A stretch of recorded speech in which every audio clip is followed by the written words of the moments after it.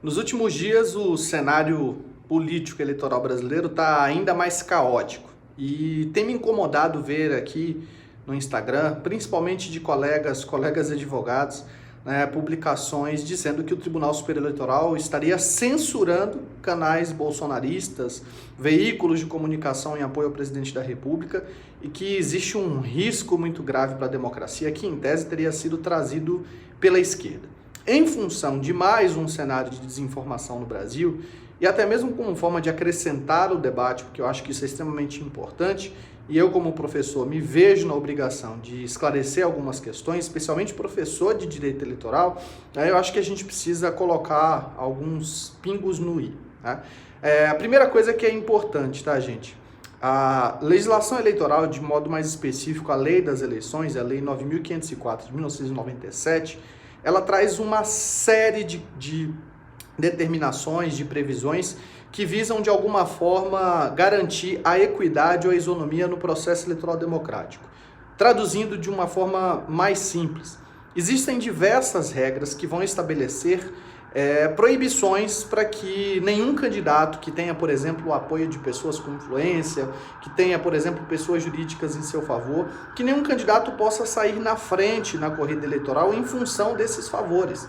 Por exemplo, se você quer se lançar como candidato e você apresenta um programa de TV, a legislação eleitoral vai estabelecer de forma muito clara que você precisa se desvincular da sua função com um prazo determinado pela própria legislação eleitoral.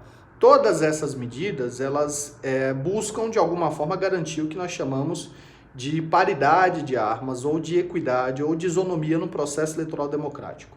E aí, existe um teórico, um cientista político, um teórico do Estado, que se chama Schumpeter, e o Schumpeter vai dizer que nós só temos democracia se nós tivermos a noção de concorrência ou de competição na política. Ou seja, a luta pelo poder político ela precisa ser fundamentada em alguns princípios de funcionamento. E esses princípios estão centralizados na noção de eleições livres e competitivas. Então, a noção de competição na política, ela pressupõe obrigatoriamente uma competição baseada numa noção de paridade de armas. Então, quando a legislação eleitoral estabelece que um candidato não pode abusar dos meios de comunicação, ele não pode abusar do poder econômico, ele não pode abusar do poder político, o que se espera garantir é que o processo de escolha desses candidatos ele possa ser efetivado de forma livre pelos eleitores. Bom, esclarecida essa premissa inicial, o que aconteceu no caso concreto? Tá? O Tribunal Superior Eleitoral foi provocado por uma ação, salvo engano, uma AIGE, uma ação de investigação judicial eleitoral, né? Uma ação que tem como objetivo investigar se determinada campanha ela está descumprindo os requisitos estabelecidos pela legislação.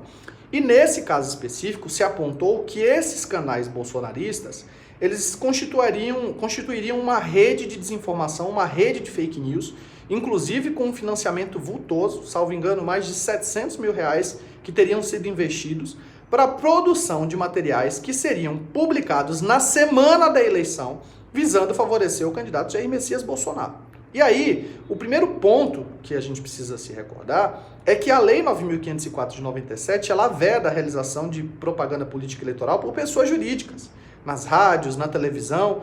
Tudo isso por quê? Porque a própria legislação eleitoral ela já garante aos candidatos tempo de rádio e TV para a efetivação de suas pautas, de suas propagandas político-partidárias. Então não existe a possibilidade de que qualquer pessoa jurídica apresente materiais de campanha ou publicidade em favor dos candidatos, porque isso viola a noção de isonomia. Então, quando o Tribunal Superior Eleitoral dá uma decisão dizendo, e vejam, a decisão não foi que o material não poderia ser exibido nunca, o que aí sim poderia até ser discutido sob o ponto de vista jurídico como uma censura. O que o Tribunal Superior Eleitoral decidiu, isso por meio do ministro responsável, é que estas gravações deveriam ser postergadas para a semana subsequente à eleição. E é óbvio que um filme, a quem interessa a facada em Jair Bolsonaro, com esclarecimentos sobre o atentado que o presidente sofreu, esse vídeo ele tem uma conotação político-eleitoral muito grande. Então, nesse aspecto específico, que a decisão fez de forma proporcional, porque as pessoas têm uma impressão equivocada de que os direitos fundamentais são absolutos, de que a liberdade de expressão é absoluta. Tem gente, inclusive, que acha que há uma liberdade ou que existe um direito fundamental de ser nazista, de ser homofóbico, um direito fundamental de ser opressor, um direito fundamental de falar o que pensa, de proferir fake news. E, gente, não existem direitos fundamentais absolutos.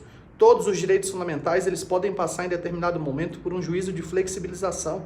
Eu costumo dizer para os meus alunos em sala de aula que o limite de um direito fundamental esbarra sempre no direito fundamental de outra pessoa.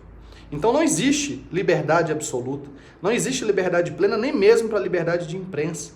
Então é uma bobeira, para não dizer má fé, principalmente quando vem de colegas advogados que estudaram, que tiveram direito constitucional, né, falas no sentido de que a decisão do Tribunal Superior Eleitoral constituiria algum tipo de censura. Na verdade, a decisão foi plasmada no próprio conteúdo legal, no próprio teor da Constituição que visa garantir o equilíbrio das eleições. Inclusive, e para finalizar, nós tivemos diversas decisões do Tribunal Superior Eleitoral em favor dos dois candidatos que visavam afastar, né, de alguma forma, propagandas eleitorais que violavam as regras do jogo democrático. Então, a gente não pode achar que uma decisão de um órgão constitucional, porque o Tribunal Superior Eleitoral está previsto na nossa Constituição, que tem, inclusive, atuado de forma extremamente diligente e responsável, que uma decisão como essa configuraria qualquer tipo de censura. E aí, para finalizar, gente, é óbvio que a discussão política é importante, ainda mais em tempos de eleições, que a participação e a opinião das pessoas é essencial, mas a gente precisa aprender. As pessoas estão divulgando as notícias da decisão sem sequer ter lido a decisão. É óbvio que as pessoas não precisam, né, saber tecnicamente os termos da decisão, mas se você quer discutir juridicamente o conteúdo de uma decisão, para discutir se ela é certa, se ela é errada, se ela foi ou não fundamentada, você precisa entender. A mesma coisa seria se eu viesse aqui fazer um vídeo para vocês falando sobre cirurgia plástica. Eu não sou médico, eu não fiz especialização em cirurgia plástica, eu não tenho capacidade técnica de opinar sobre isso.